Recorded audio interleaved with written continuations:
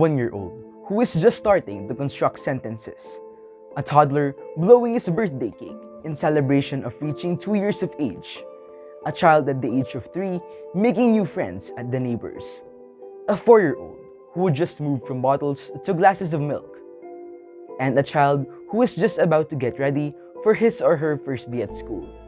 Surely, these experiences will all be memorable milestones in a child's life and remembrances for their parents. Sadly, with the high rise of risks, causes, and pull factors, millions of children's lives are cut off. We might think of food, water, and shelter as the most basic need the everyday child we see should get. But what if we told you that not all of them has access to these, not to mention those who completely have not? All children have rights from the moment of conception to articulate their needs, their feelings, their motives, their wants, and the attention they deserve from their parents. However, thousands of them don't have the opportunity to demand as such because of their low chances of living better lives. As a result, the world still reports numbers of child mortality every single day. I start off this production on behalf of Eyewitnesses Anniversary Special, made possible through the GMA News and Public Affairs, airing on Philippine TV. Today, we will be tackling the Millennium Development Goals or MDG's fourth goal, reducing child mortality, in this documentary advocacy video we've entitled In the Eyes of the Child. I am Ralph, introducing today's topic. The world may still see surges of young deaths, but at the conclusion of this video, you will be able to realize that you, yourself, can be a part of the change and hope the children of the world need. This production is brought to you by the DOS Press Corps, Young Journalists of the Development Goals Correspondents Association, or DGCA. To start off, the eyes of the child pertain to child mortality itself. As we look deeper into the abyss of the eyes of the child, we introduce you to the problem's pupil, the first part of our documentary advocacy video, wherein, as the pupil of the eye, we'll be tackling all about the center of this problem, its overview, as well as the part and goal it plays in the development goals, and moreover, its prevalence in the Philippine archipelago. Ms. De La Rosa, lead us on.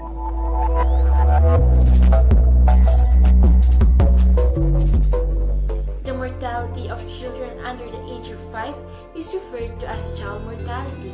The child mortality rate, commonly known as the under 5 mortality rate, is the likelihood of dying between the ages of birth and 5 years, represented as a percentage of 1,000 live birth. It includes neonatal and infant mortality, or the risk of dying during the first year of life. Historical science suggests that around 1/4 of infants died in the first year of life, and around half of all children died before they reach the end of puberty. It's only in the very recent past that we've seen dramatic improvements. Some recent studies, such as that of Brosco in 1999 and Rosnock in 2005, have offered evidences on ancient estimates of infant mortality rates, dating back well before government collected vital statistics on a regular basis. The first attempts to provide a measure of the mortality of infants and children date back to the origin of demography. It was discovered that infants and children accounted for 1/3 of the total number of deaths per year. However, it was only in the second half of the 19th century that the statistical analysis of infant and child mortality has shown its modern features.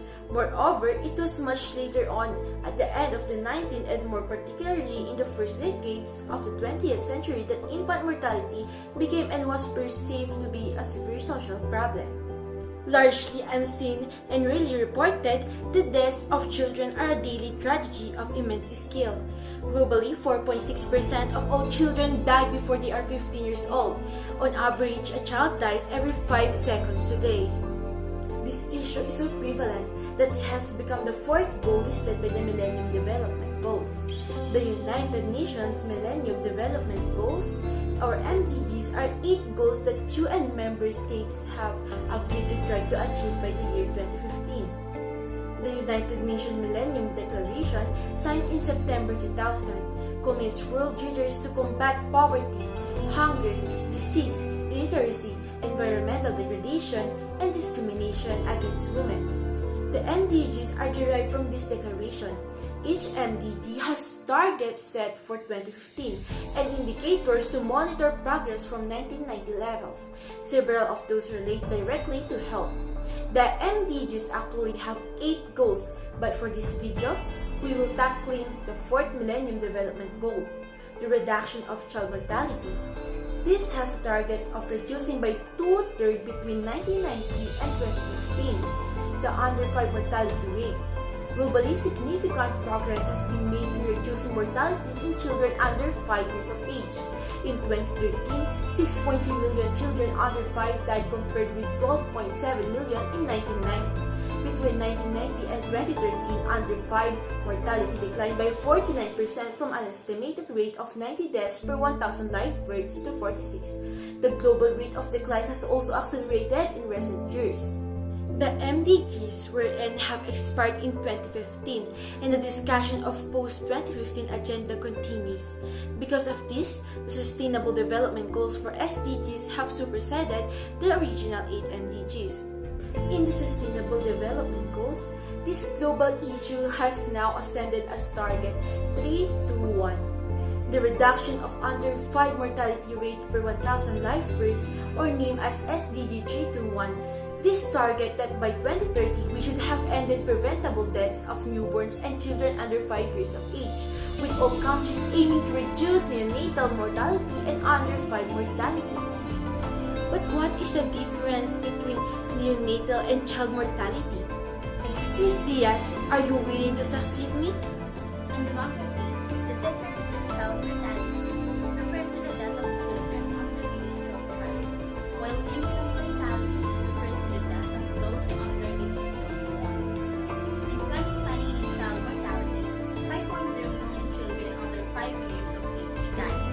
This translates into 13,800 children under the age of 5 dying every day in 2020, while in 2019, the infant mortality rate in the United States was 5.6 deaths per 1,000 live births. How about we move on to the child mortality situation in the Philippines? The probability of dying between exact age 1 and age 5, expressed as the number of deaths of children from exact age 1 to less than age 5 during a given period per 1,000 children surviving to age 12 months at the beginning of the period. In 2019, pneumonia was the leading cause of mortality among children aged 1 to 4 years old in the Philippines. The number of deaths caused by the disease amounted to approximately 1.3 thousand. In 2019, child mortality rate for Philippines was 27.3 deaths per 1,000 live births. Child mortality rate of Philippines fell gradually from 83.8 deaths per 1,000 live births in 1970 to 27.3 deaths per 1,000 live births in 2019. Everyone died. What diseases make up these deaths? Not only at a national level but globally? Let's dive in as we move on to the next chapter, the child's cataract, where we'll be discussing the problems that continue to aggravate child mortality. First is preterm birth. Preterm birth, defined as birth between 20 to 37 weeks age of gestation, possess major concerns as it causes serious health problems. Across 184 countries, the rate of preterm birth ranges from 5% to 18% of babies born, and the Philippines ranks 8 out of 184 countries for the number of babies born prematurely, and ranks 17th for the total number of deaths due to complications from preterm birth. Every year, an estimated 15 million babies are born preterm, and this number is rising. Preterm birth complications are the leading cause of death among children under 5 years of age, responsible for approximately 1 million deaths in 2015. Although the exact cause of preterm birth is often unknown, there are some things that can be done to help women, especially those who have an increased risk, to reduce the risk of preterm birth, including the taking or progesterone supplements and cervical cerclage. Second are acute respiratory infections. Acute respiratory infections, or ARI, are responsible for almost 20% of all deaths of children aged less than 5 years worldwide. The proportion of under 5s with ARI taken to an appropriate healthcare provider is a key indicator for coverage of intervention and care seeking and provides critical inputs to monitoring progress towards child survival related Millennium Development Goals and strategies. ARI death rates range from 0.85 to 4.75 per 1,000 infants and from 0.06 to 0.39 per 1,000 children 1 to 4 years old. In countries with a high pediatric population, 1/4 of all pediatric hospital admissions are mainly due to ARI.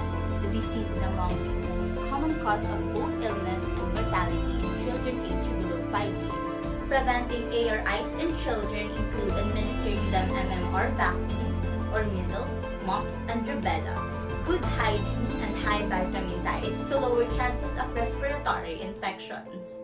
What is the last of the 3 honorable mentions as causes of child mortality, you ask? Well, this leads me to believe that Ms. Carpio will be introducing to you this latter part. Lastly are intraparatum-related conditions. Intraparatum-related neonatal deaths are among the leading causes of under 5 child deaths and account for 26% of all newborn deaths. An estimated 1 in 10 babies will need some help to start breathing at birth. Intraparatum complications such as prolonged labor, preeclampsia, maternal infections, and intraparatum hemorrhage are responsible for half of all maternal deaths, 23% of neonatal deaths, and 32% of stillbirths annually. Now that I've mentioned the 3 honorable mentions that are worth mentioning for the blame to child mortality, it has been concluded that undernutrition or malnutrition is the world's leading cause of child mortality. Come with me as we delve in. Nearly half all deaths in children under 5 are attributable to undernutrition. Undernutrition puts children at greater risk of dying from common infections, increases the frequency and severity of such infections, and delays recovery. Malnutrition is the condition that develops when the body is deprived of vitamins, minerals, and other nutrients it needs to maintain healthy tissues or organ function. Malnutrition occurs in people who are either undernourished or overnourished. There are 3 main causes of malnutrition. Causes of malnutrition includes inappropriate dietary choices, a low income, difficulty obtaining food, and various physical and mental health conditions.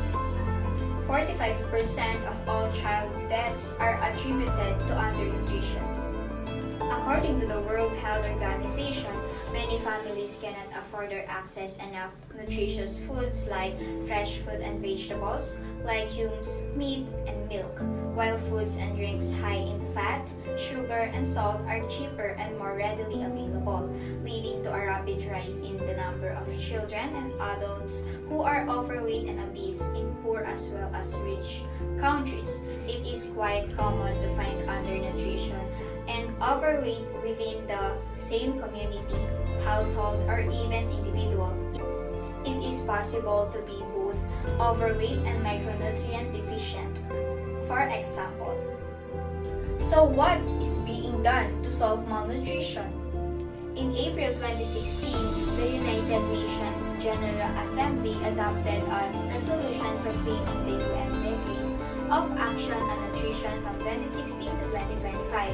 The decade aims to catalyze policy commitments that result in measurable action to address all forms of malnutrition. The aim is to ensure all people have access to healthier and more sustainable diets to eradicate all forms of malnutrition worldwide. Now that we've witnessed the 4 main causes of child mortality globally, you might have been wondering about what does it take for some parents or relatives to have lost a loved child. Viewers, we have conducted an interview with a grieving mother who has just lost her beloved offspring. I may now hand you over to Mr. Moody for the interview we named The Parent's Voice.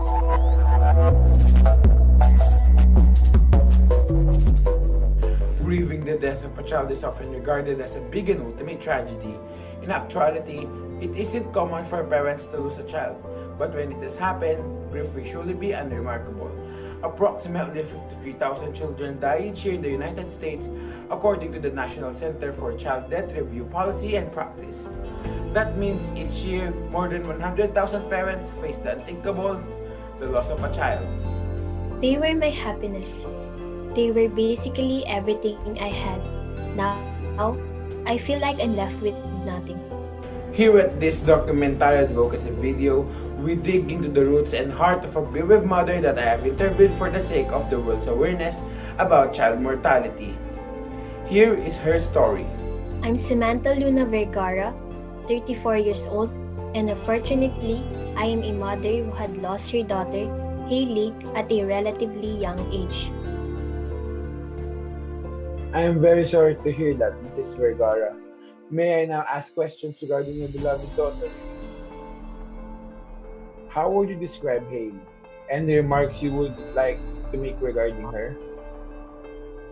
My daughter Hailey was a curious one. I remember when I found out that I was pregnant with her, I was, to be exact, nervous and thrilled at the time. And I'm speaking as a lady who was afraid of childbirth. When I had gone into labor, my husband assured me that everything will be alright, and that my baby was going to be born a healthy and crying one. And sure enough, she did turn out that beautiful, bouncing baby girl I adore up to this date. She was our bundle of joy, and my husband and I would often argue about whose name would be her first word. Turns out, she said mommy as her first. She was curious and she captivates everyone with her hazel brown eyes. She often likes to play with my dogs Lucy and Bailey, and they guard her like a VIP. Since she started to walk, she would often take interest in seeing that little girl she saw right in front of her when she stared at the mirror. I would assume that she's fascinated about how cute she is wearing her pink outfits. Until she got older, she still makes looking at herself in the mirror as a hobby, as we would often compliment her about how beautiful she is and how perfect she was to us. Her smiles could light up the room. It was this day when we woke up to her coughing non-stop. I remember the day before that day, just like any normal day for all of us. And as that happened during the pre-pandemic times, we suspected nothing other than the common cold. It really came off as a surprise to us, honestly, as her little girl was healthy and seldom would catch any colds and flus. Oftentimes, when I brief the parents of my patients, they would often go to the pediatric ward complaining about coughs that were intense and were like no other cough they have heard their child make before. At times, these coughs would often be joined together with yellowish to bloody mucus. We have already had a panic as she had just stained her onesies with blood after she had been coughing it up for quite a while. My husband and I immediately rushed her to the pediatrician as she had been dealing with chills. Hailey also showed signs of diarrhea and fever. Early signs of pneumonia include cough that produces mucus, cough pain, vomiting or diarrhea, tiredness, and fevers. Early symptoms of viral pneumonia are the same as those of bacterial pneumonia. But with viral pneumonia, the breathing problem happens slowly. Your child may wheeze and the cough may get worse. Viral pneumonia may make a child more at risk of bacterial pneumonia. As our pediatrician advised, we rushed her to the nearest hospital for her to undergo some tests, but she suspected that it was pneumonia. What test did she had underwent? I think it was a pleural fluid culture and a couple of blood tests. Pleural fluid culturing is a sample test that takes a sample of fluid from the space between the lungs and the chest wall. Fluid may collect in that area because of the pneumonia. This fluid may be infected with the same bacteria as the lung, or the fluid may just be caused by the inflammation of the lung. After a few hours, we did get the results, and it was indeed pneumonia. Pneumonia is actually a lung infection in children and can either be mild or serious that inflames the air sacs in one or both lungs. The air sacs may fill with fluid or pus, causing cough with phlegm or pus, fevers, chills, and difficulty breathing.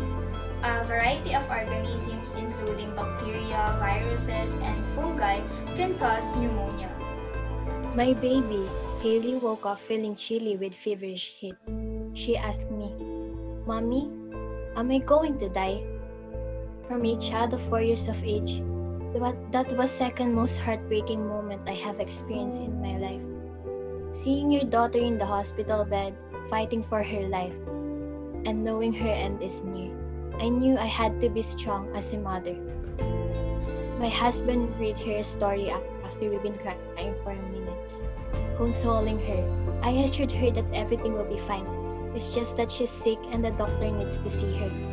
And that's all I ever wanted her to know. After that, she had been put to sleep, not knowing that the moment before that will be the last time I see her alive. After just hours, pneumonia had taken my baby from me. Most children recover within 3 weeks, but in severe cases, the infection spread and interferes with oxygen reaching the bloodstream. In extreme cases that go untreated, pneumonia can kill within hours. Children who are younger than 2 years old are more at risk of pneumonia because their immune system have not developed fully. Pneumonia is one of the leading reasons for children in the Philippines to be in a hospital. I felt like I would die at that sudden moment. It was a feeling I am not able to put into words. I often question myself, have I ever been wrong? Or have I given my child adequate care and attention as a mother? I prayed and just somehow wished that I should have been the one who lied on that deathbed. My husband and I were devastated. We had many plans for her, and to our surprise, we were pregnant at that time. I didn't know what to feel. I was just in utter shock and disbelief. After burying her, I sat on the porch staring at the kids at the park, right in front of our house. I sort of burst out into tears, imagining that Haley had just been playing with his dad on that very same swing days ago. I blamed myself for what happened. I did nothing but cry every single day. I did nothing but stare at our blank walls, and I refused to eat nor drink. I would lock up myself up in the bedroom, along with my baby's toys on the floor, just like where she used to play with them while I did my morning wash with her. And after that, I found out that I had miscarried.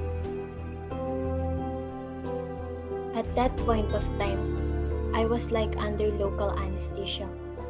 I was numb. It was like I could not even cry a single tear. Nothing felt the same way ever again.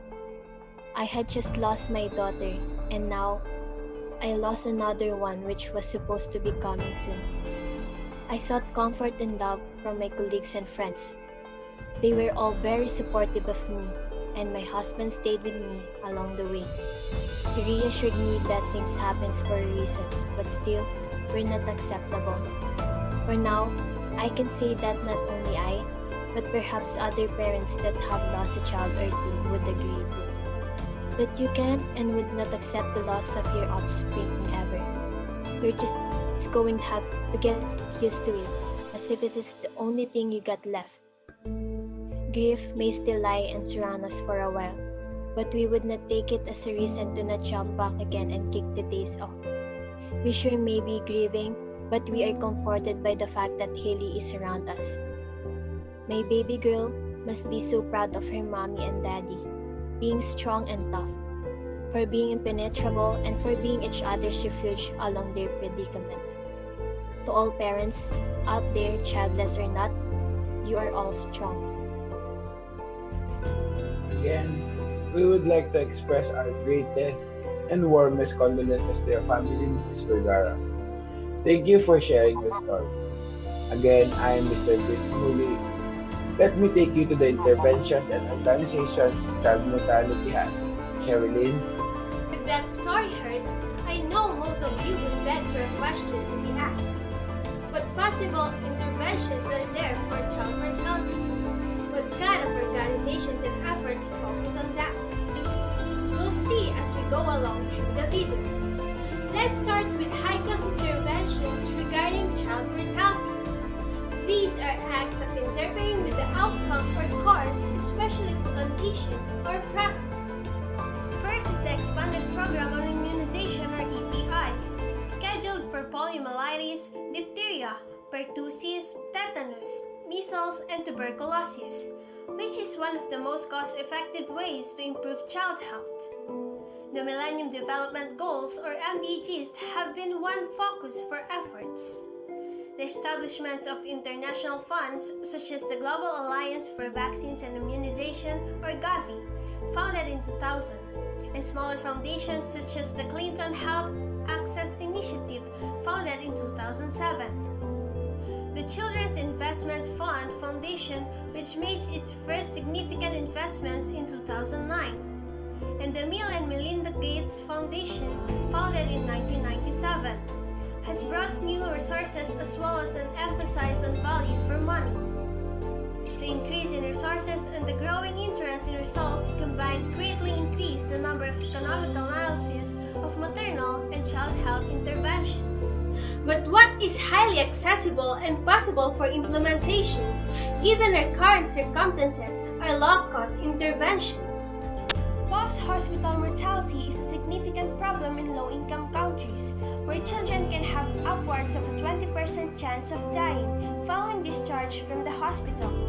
Responding to the urgent need for post-hospital interventions, Dr. Duncan Howe, Assistant Professor of Pediatrics at Weill Cornell Medicine, Dr. Robert Peck, Associate Professor of Medicine at Weill Cornell Medicine, and colleges conducted a pilot intervention study that reduced the post-hospital mortality rate by 60% for children with sickle cell disease in Tanzania. Implementing a linkage to care intervention with social workers for children with sickle cell disease, the post-hospital intervention involved 5 sessions of a social worker meeting with children and families over the course of the first 90 days after hospital discharge. The intervention was able to reduce 12-month post-hospital mortality from 19.2% down to 6.7% and increased the clinic attendance rate from 45.6% up to 93.2%. The post-hospital period is an opportune time to intervene and link children to the clinic, and hence reduce overall child mortality. A low-cost social worker intervention can be targeted to children most at risk of dying after discharge in low-income countries. Our analysis in 13 Eastern and Southern African countries shows that universal coverage of scientifically proven cost-effective interventions would reduce child deaths from the current 2 million to just 650,000. Coverage of child survival interventions remains extremely low in many countries. Efforts on child mortality are also made, which is Millennium Development Goal for itself. FAO programs assist poor households and communities to secure access to nutritionally adequate diets and reduce child undernutrition. Improve complementary feeding for young children, i.e., giving foods in addition to breast milk, is an important way to prevent undernutrition and reduce child mortality. FAO helps countries strengthen local capacities to improve complementary feeding for young children, using locally available and affordable foods.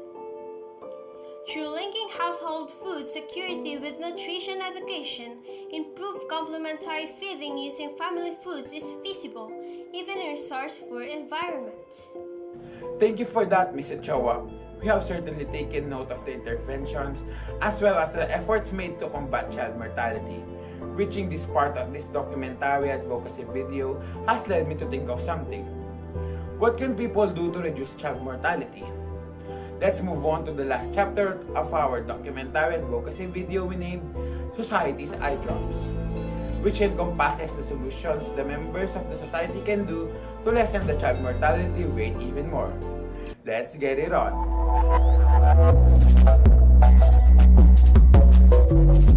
I, Mr. Muli, will now raise you to World Health Organization's 6 solutions to the most preventable causes of under 5 deaths, which include immediate and exclusive breastfeeding, skilled attendance for antenatal, birth, and postnatal care, access to nutrition and micronutrients, family knowledge of danger signs in a child's health, improve access to water, sanitation and hygiene, and immunization.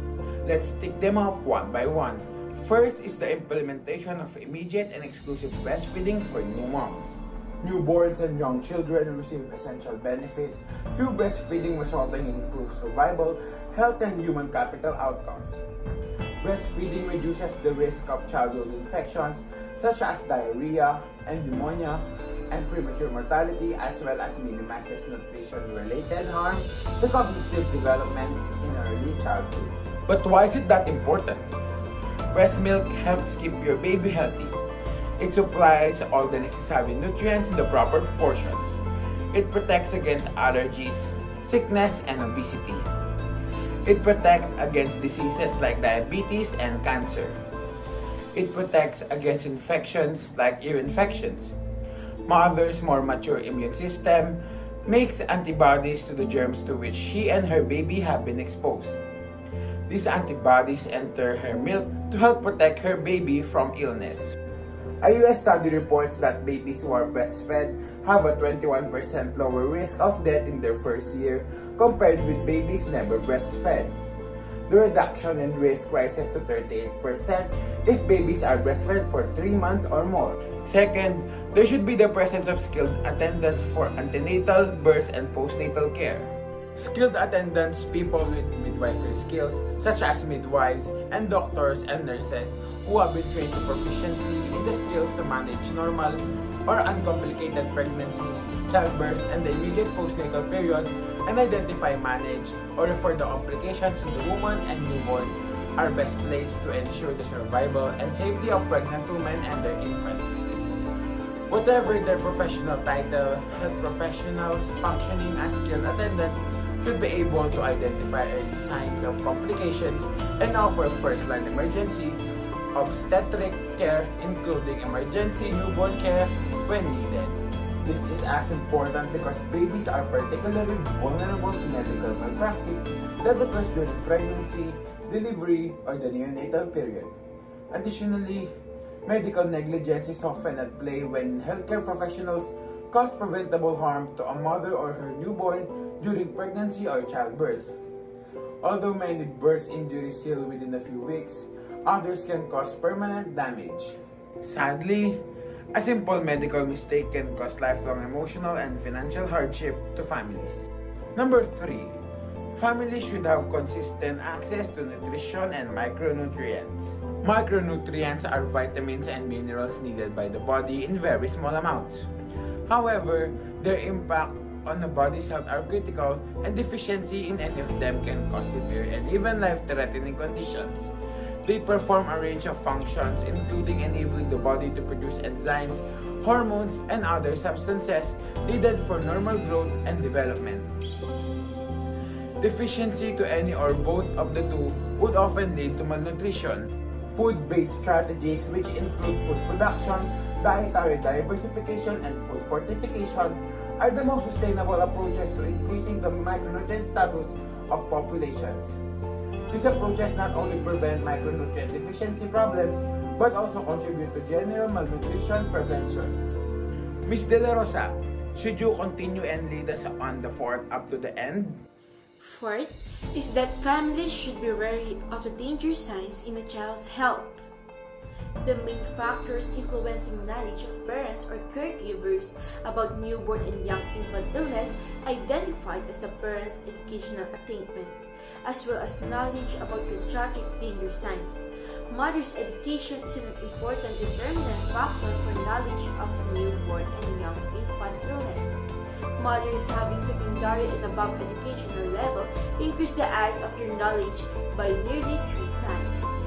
Similarly, paternal education was a significant relevant predictor of good knowledge about neonatal and young infant illness. The odds of having knowledge about newborn and young infant illness was 6 times among fathers who achieved secondary and above educational level.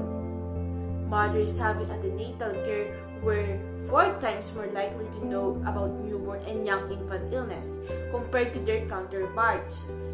Therefore, the mother's knowledge about child care influences the nature and quality of care that is given to the child. Several studies have revealed that the mother's level of education has a positive impact on her knowledge and how she deals with child health care issues. Second to the last solution cited is improved access to water, sanitation, and hygiene. The combined benefit of hand washing, food hygiene, and household hygiene reduces infant diarrhea by more than 1/3, and safe excreta disposal can reduce the risk of infant diarrhea by up to 37%. Improved drinking water, sanitation, and hygiene also lead directly to improved child growth and development. Sanitation is essential to children's survival and development. Poor sanitation puts children at risk of childhood diseases and malnutrition that can impact their overall development, learning, and later in life economic opportunities. Unsafe hygiene practices are widespread, compounding the effects on people's health. The impact on child mortality rates is devastating, with more than 700 children under 5 who die every day from diarrheal diseases due to poor sanitation, poor hygiene, or unsafe drinking water. Contaminated water and poor sanitation are linked to transmission of diseases such as cholera, diarrhea, dysentery, hepatitis A, typhoid, and polio.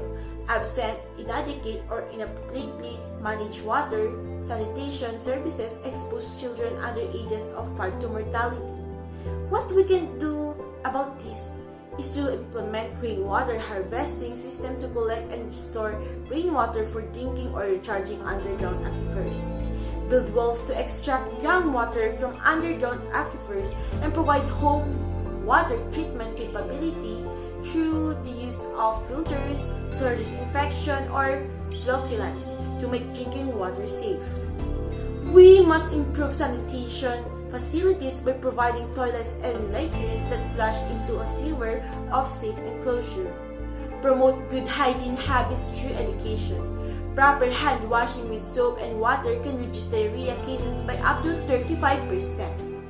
Moreover, we should provide more support to local level sanitation plans and strategies. Second, do more work on fecal sludge monitoring and management. Third, communicate the benefits of investing in sanitation to communities through the means of programs, seminars, and social media. Lastly, is the widespread immunization. Immunization is a simple and effective way of protecting children from serious diseases. It not only helps protect individuals, it also protects the broader community by minimizing the spread of diseases. Vaccines work by triggering the immune system to fight against certain diseases. Vaccinations prevent children from getting diseases for which there are often no medical treatments. These illnesses can result in serious complications and even child mortality. A small number of children may be susceptible to diseases such as those with impaired immune systems. Since 1990s, immunization has been a major reason for substantial drop in child mortality. But despite this progress, 1.5 million children still die from vaccines, preventable diseases every year. In 2012, the World Health Organization estimated that vaccination prevents 2.5 million deaths each year, with 100% immunization and 100% efficacy of the vaccines. 1 out of 7 deaths among young children could be prevented, mostly in developing countries, making this an important global health issue. A solution to this is simple, which is further educating mothers about the significance of vaccinations, wherein their child would get the optimum immunity to fight off diseases and infections. What parents should know is that vaccines protect against vaccines-preventable diseases, protect and prevent against serious diseases, and that Vaccines preventable diseases are still a threat with vaccination, still being the best protection. And with that, I may now hand you over to Mr. Espino as we conclude this documentary advocacy video. Through the course of time, we should always still remember that children have the rights of articulating their needs and feelings. With being aware of the history of child mortality, its leading causes, its interventions, and its global efforts, you can help decrease the rates of child mortality. Whether you may be an ordinary civilian, a mother, a father, or anyone else, your knowledge regarding ways on how to provide more immediate and exclusive breastfeeding, skilled attendance for antenatal, birth and postnatal care, access to nutrition and micronutrients, knowledge of danger signs in a child's health, improved access to water, sanitation and hygiene, and immunizations will be of big help to the lowering rates of child mortality. Thanks to the efforts made by the 4th Millennium Development Goal, we are striving and continuing to make the rates of child mortality descend even more. As I speak to raise the advocacy and wider awareness about child mortality, a brighter future with certainty is seen for the future generations. You never know when you'll be a reason for a mother's relieving sigh, a father's deep gasp, and a child's joy and healthy smile. You can be part of this change, and you are needed by the children. Together as a united world, we can decrease the rates of child mortality even more. We should never give up in fighting for this cause. The youth, the hope of the future, need us. Having their lives at stake, they would continue to fall upon our neglect. Thank you for tuning in to this documentary advocacy video, wherein we took a deeper look into the eyes of the child. I am Ralph Espino, and on behalf of DOS Press Corps, Development Goals Correspondence Association, GMA News and Public Affairs, and Eyewitnesses Anniversary Special, we gladly encourage you to join us in this quest in fighting child mortality, being not the problem, but the solution. Thank you for watching.